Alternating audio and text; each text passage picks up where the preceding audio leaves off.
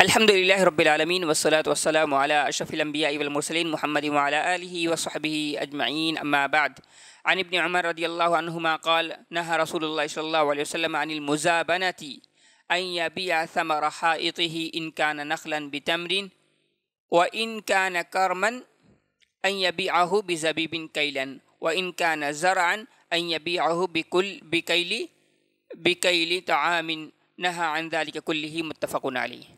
محترم سامعین کرام، آپ کے سامنے باب الربا کی یہ حدیث پڑھی گئی ہے۔ اس حدیث میں اللہ کے رسول صلی اللہ علیہ وسلم نے بیع المزابنہ سے منع کیا ہے۔ راوی حضرت عبداللہ ابن عمر رضی اللہ تعالیٰ عنہما ہے، انہوں نے وہ روایت کرتے ہیں، انہوں نے کہا کہ اللہ کے رسول صلی اللہ علیہ وسلم نے مزابنہ سے منع کیا۔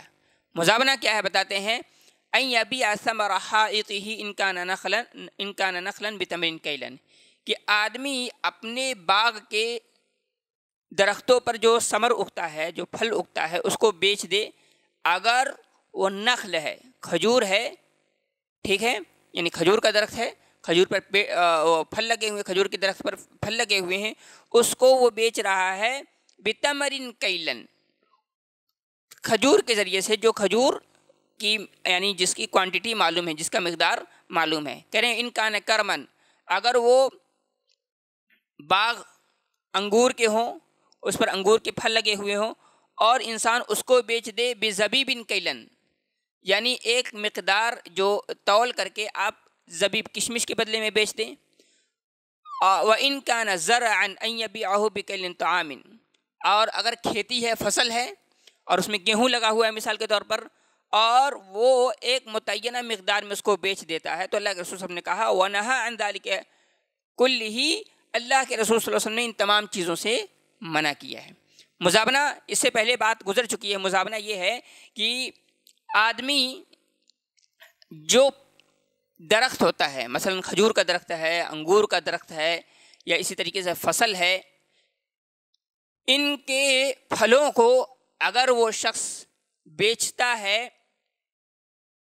مثال کے طور پر کھجور ہے، کھجور کے بدلے میں، لیکن جس کھجور کے بدلے میں اس کو بیچ رہا ہے وہ کھجور تو وزن کیا ہوا ہے، اس کی مقدار معلوم ہے، لیکن جو درخت پر ہے اس کی مقدار معلوم نہیں ہے۔ اسی طریقے سے انگور کے باغ ہے، اس کو کشمش کے بدلے میں بیچ رہا ہے، تو انگور کا جو باغ ہے اس میں کتنے فصل ہیں اس کے معلوم نہیں ہے، لیکن جس مقدار میں بیچ رہا ہے، کشمش کے بدلے میں بیچ رہا ہے، کشمش کی مقدار معلوم ہے۔ تو یہاں پر کیا پایا جا رہا ہے؟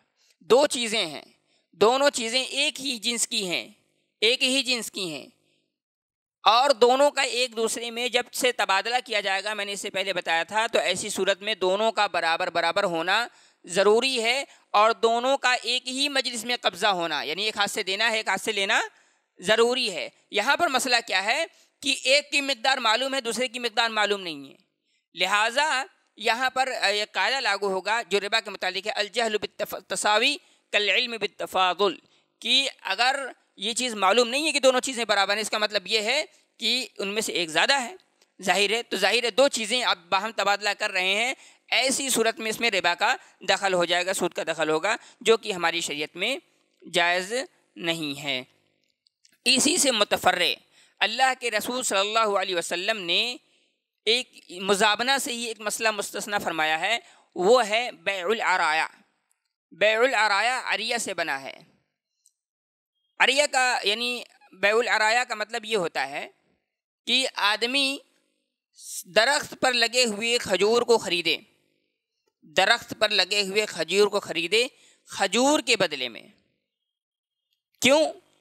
اس لیے کہ اللہ کے رسول صلی اللہ علیہ وسلم نے جب کھجور پک جاتا تھا، پکنے کے قریب ہوتا تھا، یعنی جب تمر بننے سے پہلے کا جو مرحلہ ہوتا ہے، اس مرحلے میں آدمی کو ضرورت ہوتی ہے، اس کو کھانے کی ضرورت ہوتی ہے، تو اب حاجت ہے، ایسی صورت میں اس کے پاس پیسہ نہیں ہے، تو اس کو اللہ کے نبی صلی اللہ علیہ وسلم نے اس کو استثناء فرمایا، لیکن یہ استثناء ایسے نہیں ہے، چند شروط کے ساتھ ہیں، وہ شروط میں آپ کے سامنے ذکر کرتا ہوں۔ مثلا پہلی شرط یہ ہے کہ الشرط الاول ان لا یکون عند المشتری نقد، کہ جو خرید رہا ہے اس کے پاس نقد نہیں ہونا چاہیے، اس کے پاس پیسہ نہیں ہونا چاہیے۔ اگر اس کے پاس پیسہ ہے تو پیسے سے کھجور خریدے گا جو درخت پہ لگے ہوئے ہیں، کھجور سے کھجور نہیں خریدے گا جو درخت پر لگے ہوئے ہیں، پہلی شرط۔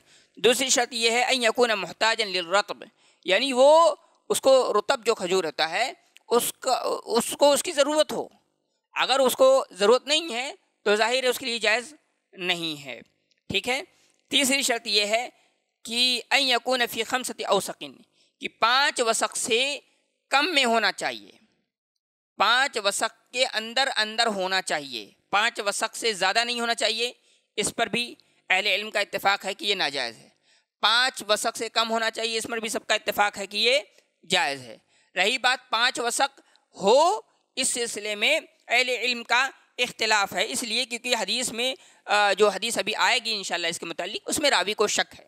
تو ظاہر ہے جب شک وارد ہوتا ہے تو یقین کی طرف رجوع کیا جاتا ہے. یقین کیا ہے کہ 5 وسق سے کم جو ہوگا وہ جائز ہوگا، 5 وسق سے جو زیادہ ہوگا وہ تحریم کے لیے ہوگا.